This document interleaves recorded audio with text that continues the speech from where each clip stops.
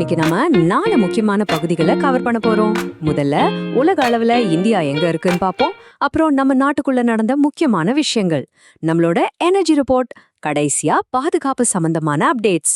வாங்க ஒவ்வொன்னா டீடைலா பார்க்கலாம். சரி, நம்ம முதல் பகுதிக்கு வந்தாச்சு. உலக அரங்கில் இந்தியா. ட்ரேட், டிப்ளோமசி, ஸ்போர்ட்ஸ்னு இந்த மாசம் என்னெல்லாம் நடந்துச்சுன்னு பாப்போம். சமீபத்துல வேர்ல்டு ட்ரேட் ஆர்கனைசேஷன், அதாவது WTOவோட 14வது அமைச்சர்கள் மாநாடு நடந்து முடிஞ்சது. உலக வர்த்தகத்தோட விதிகளை முடிவு பண்ற இந்த மாநாட்டுல இந்தியாவோட நிலைப்பாடு ரொம்பவே முக்கியமானதா பார்க்கப்பட்டது.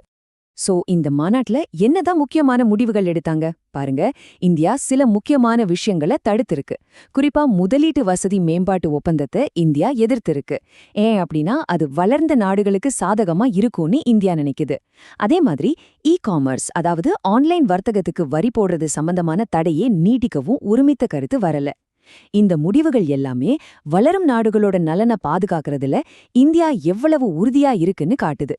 வர்த்தகத்துல மட்டும் இல்லங்க, விளையாட்டுலயும் இந்தியா ஒரு பெரிய சாதனை படைச்சிருக்கு. 2028ல நடக்க போற ஒரு பிரம்மாண்டமான சர்வதேச போட்டியை நடத்துற வாய்ப்பு நம்ம நாட்டுக்கு கிடைச்சிருக்கு. இந்த விவரங்களை நல்லா நோட் பண்ணிக்கோங்க.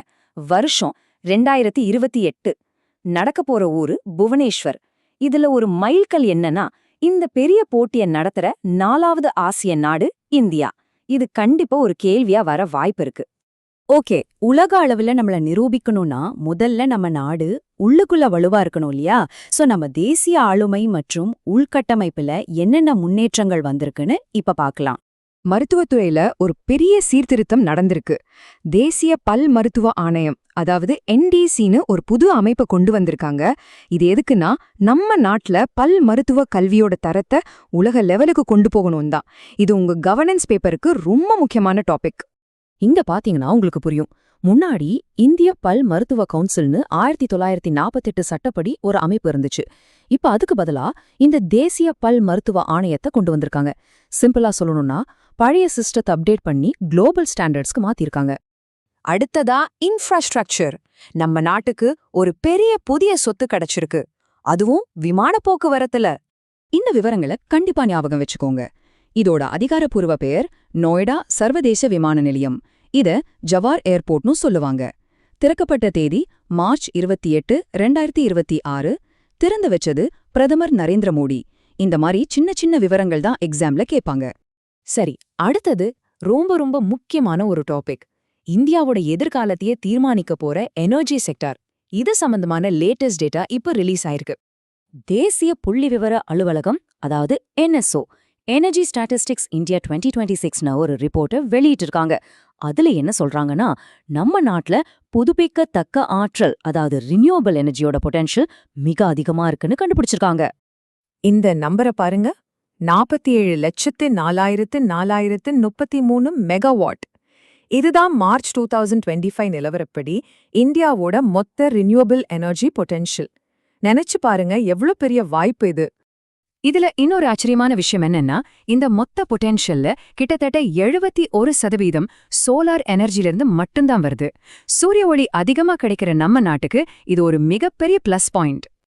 ஆனா இதுல கவனிக்க வேண்டிய ஒரு விஷயம் என்னன்னா, இந்த மொத்த பொட்டென்ஷியல்ல 70%க்கும் மேல வெறும் 6 மாநிலங்கள்ல தான் இருக்கு. அந்த மாநிலங்கள் ராஜஸ்தான், மகாராஷ்டிரா, குஜராத், ஆந்திரா, கர்நாடகா மற்றும் மத்திய பிரதேசம். இந்த 6 மாநிலங்களையும் கண்டிப்பா ஞாபகம் வச்சுக்கோங்க.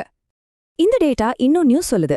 கடந்த 10 வருஷத்துல, அதாவது 2016 இருந்து 2025 வரைக்கும் நம்மளோட ரினியூவபிள் எனர்ஜி கெப்பாசிட்டி ஒவ்வொரு வருஷமும் சராசரியா 10.93% வளர்ந்திருக்கு. இது ஒரு ஸ்டெடியான நல்ல வளர்ச்சி. சரி, நம்ம லிஸ்ட்ல கடைசி டாபிக் தேசிய பாதுகாப்பு மற்றும் கடல்சார் ஒத்துழைப்புல நடந்த ஒரு முக்கியமான அப்டேட்.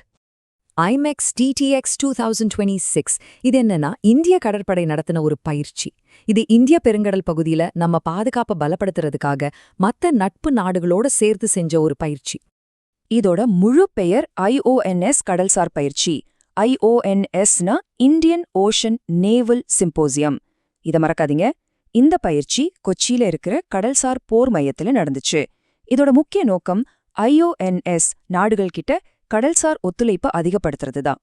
அப்படி ஒரு ரீகேப் பார்த்துடலாம். உலக வர்த்தக பேச்சுவார்த்தைகள்ல இருந்து நம்ம நாட்டுக்குள்ள நடந்த சீர்திருத்தங்கள், எனர்ஜி ரிப்போர்ட், பாதுகாப்பு பயிற்சிகள் வரைக்கும் மார்ச் 2026 மாசம் பல முக்கியமான முன்னேற்றங்களை பார்த்திருக்கு.